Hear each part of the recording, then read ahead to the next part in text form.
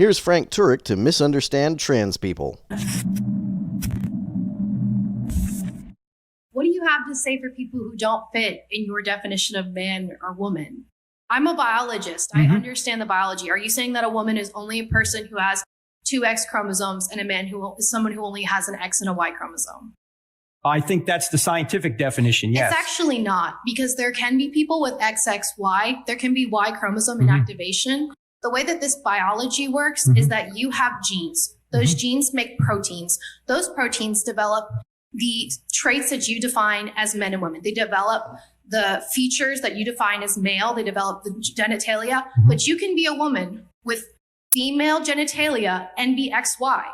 You can be a man, but you can have XX chromosomes. Yeah, I understand what you're talking about, Grace. You're talking about a very rare condition known as intersexed. Why does it matter how rare it is? I think Frank is arguing that intersex people are rare exceptions, therefore we should still think of sex as binary. However, something like 99% of all atoms in the universe are either hydrogen or helium, with the other elements making up the remaining 1%. That doesn't mean that the elements are binary. Intersex people, by the way, make up more than 1% of the population, so if the elements that are neither hydrogen or helium are not rare enough to make the elements binary, then the fact that intersex people are rare also shouldn't make people binary. Also, even if all people did fit neatly into the categories of having one set of gametes or another, meaning that every single person who ever lived either made sperm or made eggs with nobody ever making both and nobody ever making neither, that would be entirely irrelevant to the fact that man and woman are psychological and social categories and not simply reproductive categories. Right. 1 in 100 people experience chromosomal differences in sex. Okay, but not 1 in 100 have different genitalia or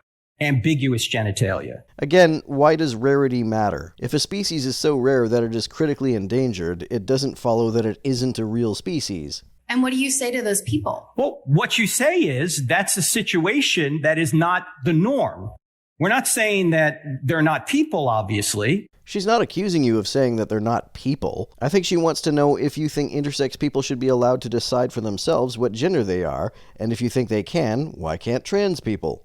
As I understand it, maybe you know more about it than me, when you do have a truly intersexed person, at that point, either the parents or when they're old enough, they can decide which way they're going to orient themselves, and they can get the appropriate surgery. If they can decide the gender with which they want to identify, then you understand that what a person's reproductive system is does not dictate their gender. But that's not what we're experiencing So in you're our saying that culture. it's okay for people to decide their gender?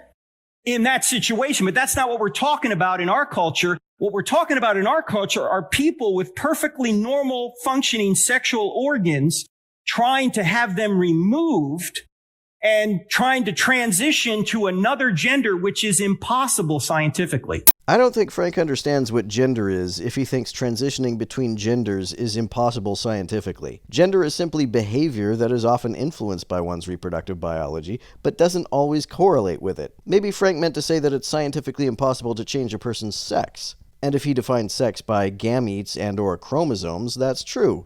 But nobody is trying to do that. Trans people are not trying to change their gametes or chromosomes. Have you ever doubted that you're a man? Mm-hmm. You've doubted that you... Oh, have I ever doubted I'm a man? No, I have never doubted I'm a man. Then what do you say to a transgender person who has never doubted their gender? You're saying that we all change and that obviously transgenderism is a product of some kind of phase, but you've never doubted that you're a man. So No, where's your development of this change? Grace, I'm not denying there are people truly with gender dysphoria. I've already said that. What I'm saying is the way out of that problem is not surgery according to the data. Okay? Psychiatry is the way out of that problem. I also don't agree with your statement that after surgery, you implied that transgender people are more likely to commit suicide after surgery. But the statistics say that transgender people are more likely to commit suicide because of arguments that you make that they're invalid. No, I'm not saying they're invalid. I'm just saying that you implied that it's the surgery that's causing. No, it's rates. not.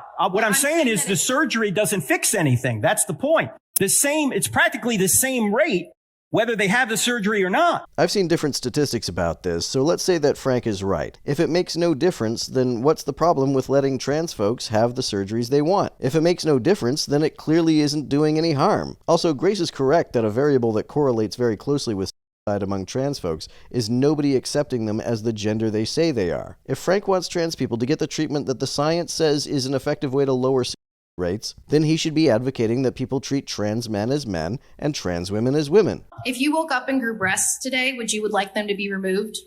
There are many. Say that again? Have you ever heard of gynecomastia? I had it.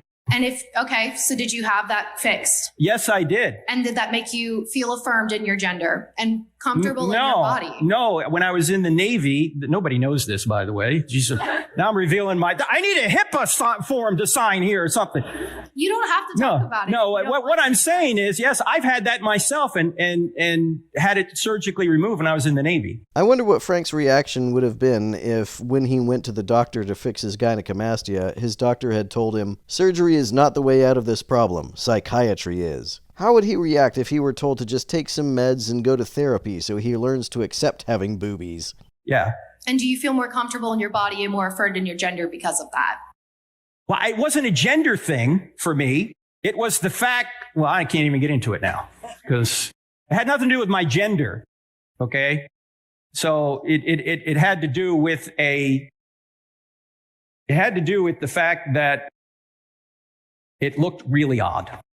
If you can get top surgery because you felt you looked really odd with boobs, then what's the problem with trans men getting top surgery if they feel the same way? And if it had nothing to do with your gender, do you think having boobs would still look really odd if you were a woman?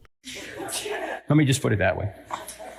Okay. But Grace, my point is if we truly care about people, are we going to try and force them down a road, particularly as children, into a solution to a problem which is proven not to be a solution? I'm not interested in forcing anyone to transition. Does Frank think that this lady he's talking to wants to force people with gender dysphoria to transition medically?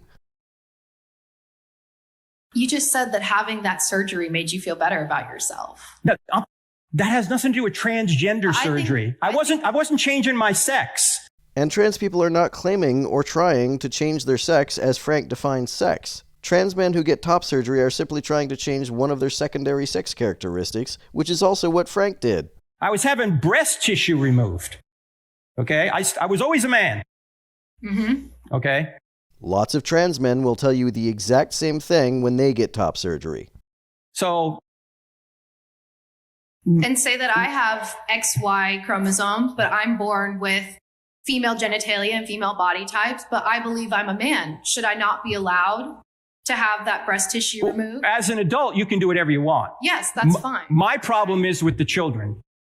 That's where I'm having a real problem. We already have different gatekeeping standards when it comes to minors getting many medical procedures. For example, parental consent is often required for a lot of them. I just want transition procedures to have the same level of gatekeeping that other procedures have. No more, no less. If a boy gets gynecomastia at 16, does Frank believe that he should be forced to walk around with boobs that he doesn't want for 2 years? Even if his parents sign off on the surgery? Or is it only trans boys who are too immature to decide whether they should get top surgery or not, even if they have the consent of their parents and it's prescribed by a doctor? A study of top surgeries that were done in 2019 showed that of the 151 breast reductions among cisgender male minors and trans and gender diverse minors, 146, 97%, were performed on cisgender male minors. The vast majority of top surgeries done on minors who get them because they don't want to have boobs are done on boys who do not claim to be trans. How come I don't hear conservatives wringing their hands about whether these boys are mature enough to consent to such a procedure? Knee replacements have a notoriously high regret rate. Studies have measured it as between 6% and 30%. Top surgery for transmasculine folks has never had regret rates measured that high. They're often measured to be less than 1%. If parental consent is good enough for a minor to get knee replacement surgery, why shouldn't it be good enough for top surgery given that top surgery has a much lower regret rate? If parental consent is not good enough for top surgery, why aren't conservatives lobbying for legislation banning minors from getting knee replacements? Or any other procedures with much higher regret rates than 1%?